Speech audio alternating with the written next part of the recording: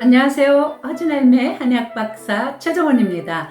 오늘은 2달만 드시면 관절염은 사라지고 뼈는 튼튼해지는 2가지에 대해서 말씀드리겠습니다. 이 2가지 약은 개족탕과 홍화 백절환입니다. 이 2가지에 들어가는 약재 이름은 닭발, 우슬, 두충, 홍화씨입니다. 이미 다들 알고 계신 약재죠. 그런데 어떻게 드셔야 제대로 효능을 보실 수 있는지 그것도 잘 알고 계신가요? 자, 이 2가지 약은 관절염뿐 아니라 허리 디스크, 목 디스크, 좌골신경통, 오십견, 연골 이상 등에도 효과가 아주 뛰어납니다. 자, 그러면 위에 소개한 4가지 약재를 가지고 어떻게 개족탕을 만드는지, 어떻게 홍화안을 만드는지 그거 말씀드리고, 또 어떤 효능이 각각 있길래 그렇게 관절염에 좋은지 뼈 튼튼에 좋은지 한번 알아봅시다. 자, 그러면 개족탕 만드는 방법 말씀드릴게요. 동의보감 처방 그대로 만드는 방법을 말씀드릴게요. 뼈에 좋다고 이것저것 더 넣지 마세요. 딱 제가 알려드리는 그대로만 하세요. 제가 여러 번 말씀드렸죠. 한방의 주요 배합의 원리는 군신, 좌사, 배합입니다.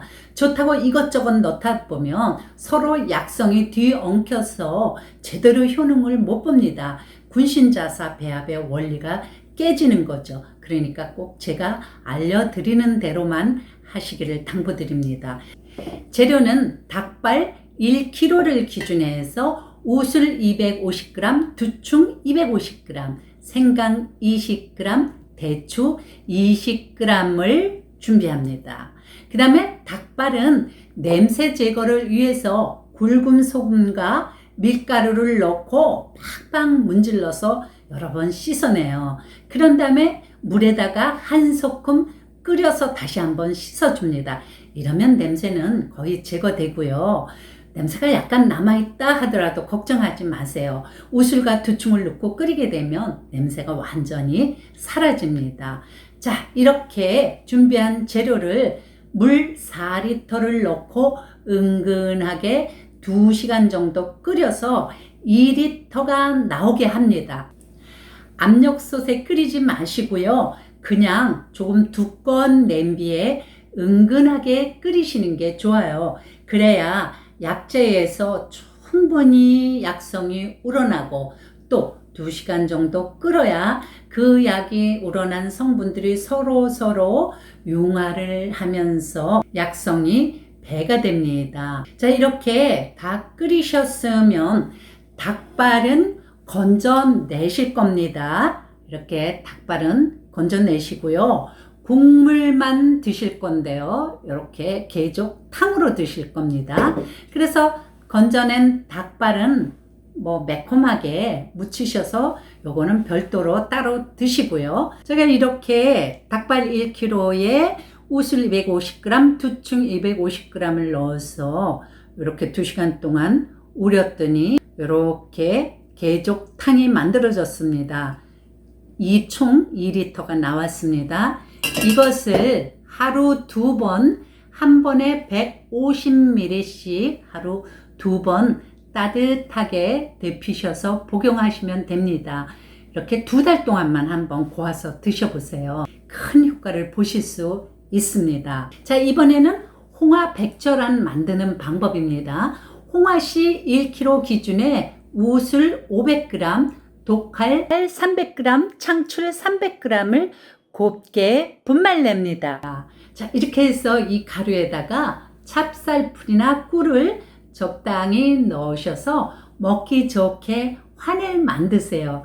이렇게 해서 하루 2번 1회에 10g씩 복용하시면 됩니다. 2개월 정도 드시다 한 달 정도 쉬고 다시 2개월 정도 드시고 이렇게 한 3번 정도를 반복해 보세요. 정말 관절염 치료하고 뼈를 튼튼하게 해주는데 효능 좋습니다.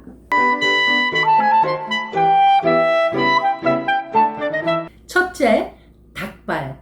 정말 소문처럼 관절에 좋을까요? 닭발은 매콤하게 볶아서 소주 한 잔 이게 최고죠. 스트레스가 확 풀려요. 그런데 말입니다. 옛날에는 닭발이 음식이 아니라 한약재로 쓰인 거 아세요?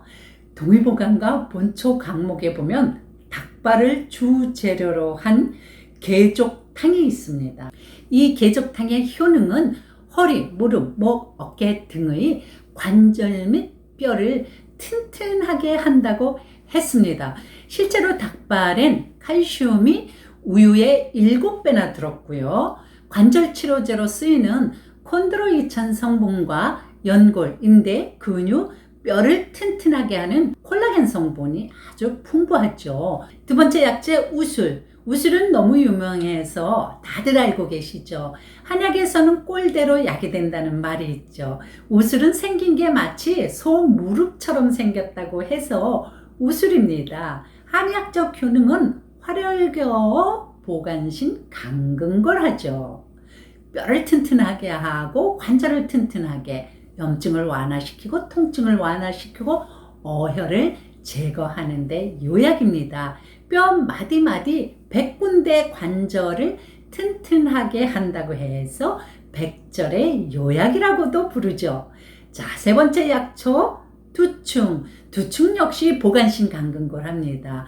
퇴행성 관절염, 특히 척추, 무릎의 요약이죠. 신장 기능을 강화시켜서 뼈와 근육을, 근력을 강화시키는데 정말 좋은 약재가 두충입니다.